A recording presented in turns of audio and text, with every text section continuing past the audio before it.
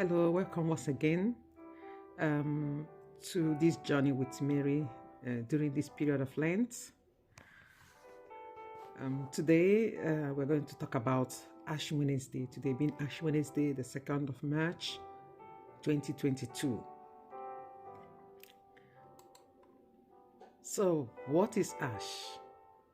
Usually, the Lenten journey begins with Ash Wednesday. It is a journey from nothingness, ash, but a walk with the woman full of grace into the glory of Christ, who is the confirmation of the divine will in the order of creation. So when I said experiencing the passion of Christ with Mary and through Mary, I mean for us to walk with her and learn more. In fact, experience Christ, whom she gave birth to. On Ash Wednesday, we receive ashes on our foreheads. Upon these words, ash you are and ash you shall return. It is sometimes disturbing, when we ask, why ash? But we are dust and ashes, and upon death we shall return to dust and ashes. This emphasis on our return makes a capitalist and profit-oriented spirituality. God is to be loved as God, not because of the promise of heaven, not because of the fear of hell, and not because of fear of death. He loved us unconditionally. Nevertheless, one understands clearly the profound message of this important day in the life of Christians. Ash is the end product of burned down woods in our everyday lives. For many people who live in remote areas where you use firewood to cook, and cleaning ashes before putting fire in the wood is most of the time seen as a duty. Ash results from unfanned flames. So when the wood is not fanned, the fire gradually goes down and then the wood turns to ashes. Ash is weightless, so it's like nothing. It can be easily blown away by the wind. Sometimes we leave the flame of the vibrant Christian life to die off, turning us into ashes, to be trampled and blown about by every wind of opinion and wind of the crowd.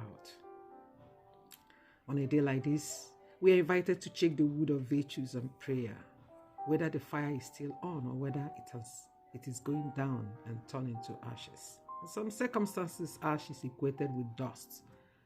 So we are made out of dust, from nothingness. But from this nothingness, God called us into being. God made us share in His image and likeness.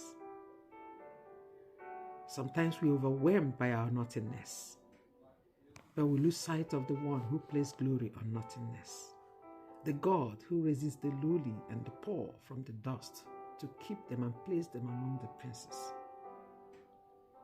God desired that human beings should share in His image, so from the creation narrative. The pain is that the one who is invited to royalty chooses to be enslaved. Those called to share glory choose shame. Those called to be friends decided to be enemies. Those called to live a life full of hope decided to live a tragic life. Those called to live a life of alliance choose estrangement. So the book of Genesis said, "Come, let us make man in our image so that they will be like us." Though through Adam and Eve, humanity failed, still God intensely desires that human beings will be like God. Thus, He sent His only begotten Son, who is a manifestation of this intense desire. If Adam and Eve stood for humanity, hence calling Adam and Eve into being, God called humanity into being, not as single individuals, but as community of beings. According to an author, the human race is given by creation the task of becoming a community. Thus, alienation, estrangement, separation, disunion, division, and isolation have produced ashes, so that estranged and alienated from the fire of grace, of love, of hope, of charity, we have all been reduced to ashes.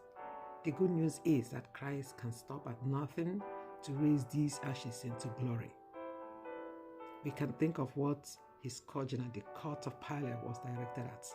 His body was torn to reunite the separated. He will reconcile the estranged and the alienated. Sometimes, too, the idea of ash brings to our mind terrible, irrecoverable, and irreparable losses, evident in the expressions such as everything raised down to ashes. As we begin the season of Lent today, we start from our ashes of losses.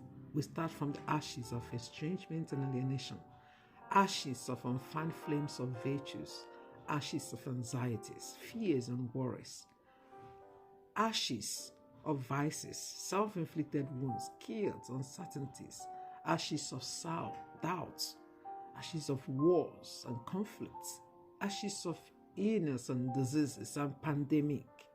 We gaze upon Mary, in whom God, driven by his intense desire to make humanity share in the divine community, turned his gaze. We turn to her, our guide, in this valley of tears and fears.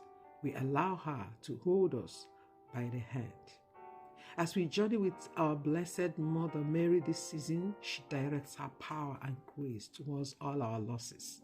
She steps on them, she walks through them, offering them to his Son, Jesus, who transforms them. She takes up our ashes and turns to her Son to breathe life again into them, as he did at the time of creation. He molded humanity and breathed on them.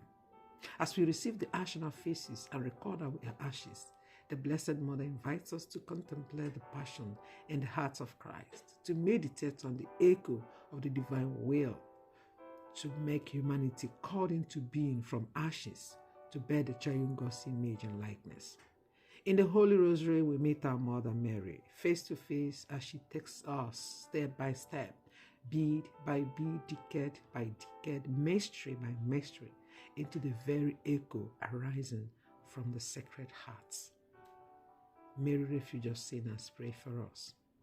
May God, our Father, lead us through this experience, this Lenten season, transforming our lives, transforming our ashes, and bringing us once again to glory.